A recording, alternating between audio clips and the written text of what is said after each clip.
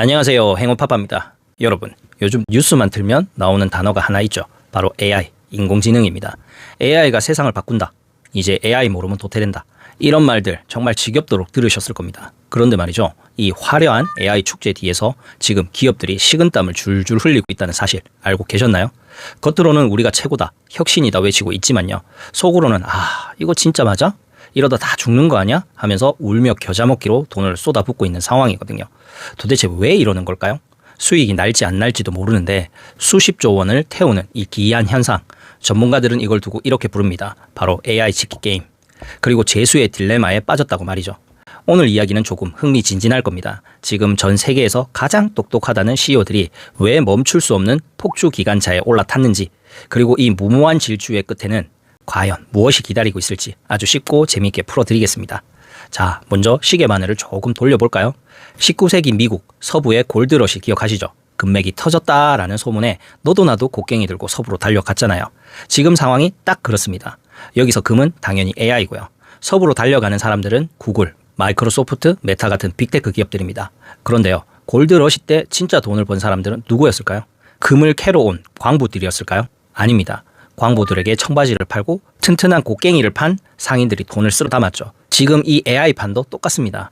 기업들은 나중에 금이 나올 거야 라고 믿으면서 일단 비싼 곡괭이부터 사들이고 있거든요. 여기서 곡괭이가 뭐냐? 바로 엔비디아의 AI 반도체입니다. 개당 수천만 원, 비싸게는 억소리 나는 이 반도체를 없어서 못 팔 정도죠. 빅테크 형님들이 줄을 서서 사가니까요. 그런데 여기서 아주 심각한 문제가 하나 발생합니다. 곡괭이 값으로 돈을 어마어마하게 쓰고 있는데 정작 금은 아직 안 나오고 있다는 겁니다. 아니, 정확히 말하면 금가루가 조금 보이긴 하는데 곡괭이 값을 메울 만큼 쏟아져 나오지 않고 있다는 거죠. 보통 기업이라면 어떻게 해야 할까요? 야, 이거 채산성이 안 맞아. 잠깐 멈추자. 이렇게 나와야 정상이죠. 투자를 줄이고 숨고르기를 해야 하잖아요.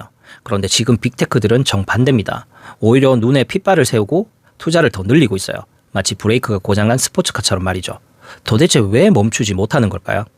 여기서 경제학의 아주 재미있는 개념 하나를 가져와 보겠습니다. 바로 재수의 딜레마입니다. 상황은 이렇습니다. 구글과 마이크로소프트라는 두 명의 재수가 있다고 칠게요. 서로 다른 치조실에 갇혀 있어요.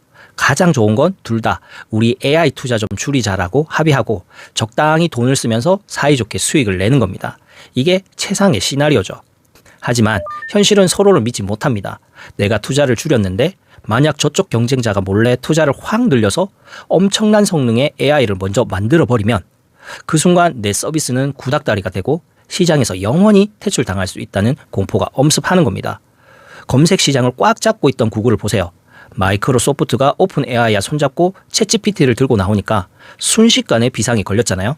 아차 하는 순간에 1등 자리를 뺏길 수 있다는 그 공포. 이게 기업들을 미치게 만드는 겁니다. 결국은요, 내가 살기 위해서 혹은 쟤한테 죽지 않기 위해서 수익성이 있든 없든 일단 지르고 보자는 결론에 도달합니다. 이게 바로 지금 벌어지고 있는 AI 치킨 게임의 본질입니다. 상대방이 핸들을 꺾을 때까지 서로 마주보고 질주하는 자동차 게임처럼 말이죠. 자, 그럼 이들이 얼마나 미친 듯이 돈을 쓰고 있는지 숫자로 한번 확인해 볼까요? 아마 들으시면 입이 떡 벌어지실 겁니다. 보통 우리가 살면서 큰 돈을 쓴다 하면 집을 사거나 차를 바꾸는 정도잖아요. 그런데 이 빅테크 기업들이 지금 AI 인프라, 그러니까 데이터 센터 짓고 칩 사는 데 쓰는 돈이 얼마나 될까요? 올해에만 무려 200조 원이 넘을 거라고 합니다. 우리나라 1년 예산의 3분의 1에 달하는 돈이 단 몇 개의 기업 주머니에서 단 1년 만에 쏟아져 나오고 있는 겁니다. 마이크로소프트, 구글, 메타, 이 기업들이 분기마다 발표하는 실적 보고서를 보면 아주 재미있는 현상이 발견됩니다. 매출도 늘고 이익도 늘었는데 주가는 오히려 떨어지는 날이 많아요. 왜 그럴까요? 투자자들이 물어보는 거죠. 야, 너네 이번 분기에 AI 투자비로 수십조 원 썼네? 근데 AI로 얼마 벌었어?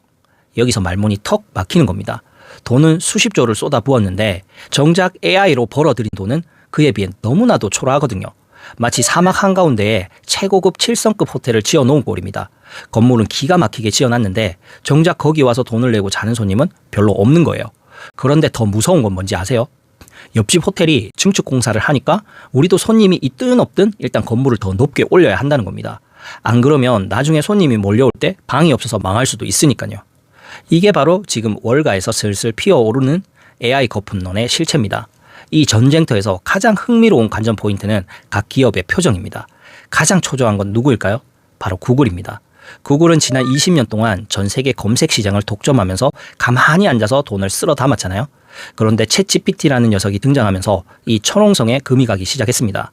사람들이 검색창 대신 AI한테 물어보기 시작하면 구글의 밥줄인 검색 광고 매출이 증발해 버릴 수도 있거든요. 그러니 구글 입장에서는 AI가 돈이 되든 안 되든 상관없습니다. 당장 내 앞마당을 지키기 위해서라도 미친 듯이 돈을 써야 하는 가장 절박한 상황인 거죠.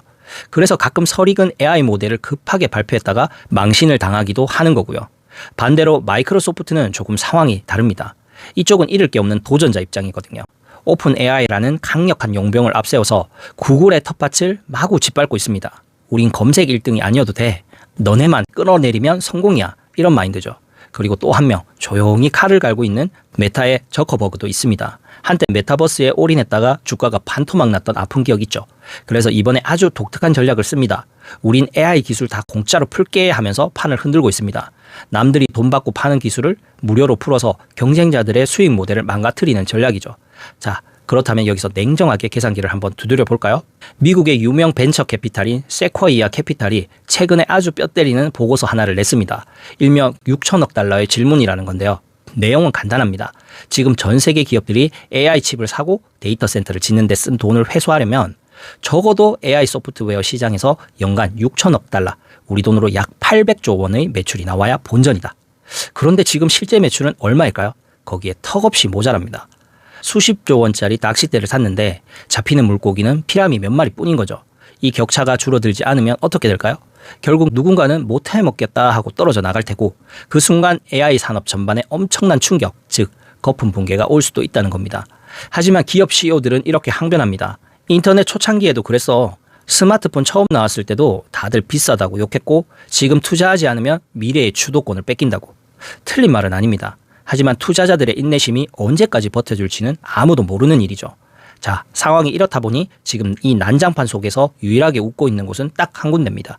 아까 말씀드린 곡괭이 파는 가게, 바로 엔비디아죠. 구글이랑 마이크로소프트가 치고 받고 싸우든 말든 일단 전쟁을 하려면 무기가 필요하니까 엔비디아의 그래픽카드는 없어서 못 팝니다.